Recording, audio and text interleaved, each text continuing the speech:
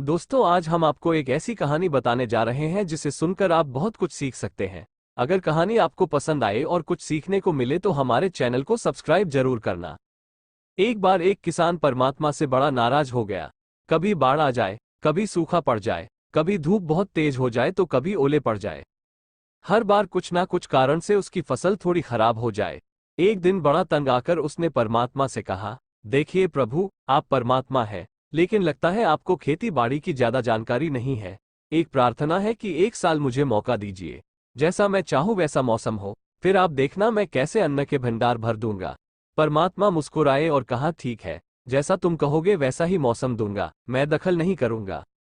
किसान ने गेहूं की फसल बोई, जब धूप चाही तब धूप मिली, जब पानी तब पानी, तेज धूप, ओले, बाढ़, आंधी तो उसने आने ही नहीं दी। समय के साथ फसल बढ़ी और किसान की खुशी भी, क्योंकि ऐसी फसल तो आज तक नहीं हुई थी। किसान ने मन ही मन सोचा, अब पता चलेगा परमात्मा को कि फसल कैसे करते हैं। बेकार ही इतने बरस हम किसानों को परेशान करते रहे।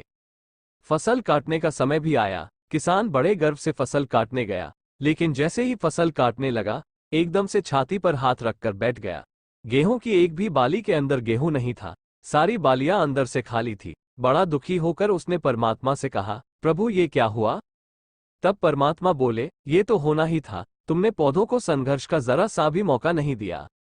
ना तेज धूप में उनको तपने दिया, ना आंधी ओलों से जूझने दिया, उनको किसी प्रकार की चुनौती का एहसास जरा भी नहीं होने दिया। इसीलिए सब पौधे खोखले रह गए। जब आंधी आती है, तेज बारिश होती है, ओले गिरते हैं, तब पौधा अपने बल से ही खड़ा रहता है। वो अपना अस्तित्व बचाने का संघर्ष करता है और इस संघर्ष से जो बल पैदा होता है वो ही उसे शक्ति देता है, ऊर्जा देता है, उसकी जीवटता को उभारता है।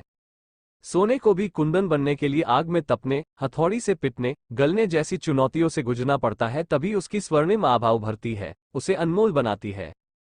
उसी तरह जिंदगी में भी अगर संघर्ष ना हो, चुनौती ना हो तो आदमी खोखला ही रह जाता है, उसके अंदर कोई गुण नहीं आ पाता। ये चुनौतियां ही हैं जो आदमी रूपी तलवार को धार देती हैं, उसे सशक्त और प्रखर बनाती हैं। अगर प्रतिभाशाली बनना है तो चुनौतियां तो स्वीकार करनी ही पड़ेगी, अन्यथा हम खोखले ही रह जाएंगे। अगर जिंदगी में प्रखर बनना है, प्रतिभाशाली बनना है, तो संघर्ष और चुनौतियों का सामना तो करना ही पड़ेगा।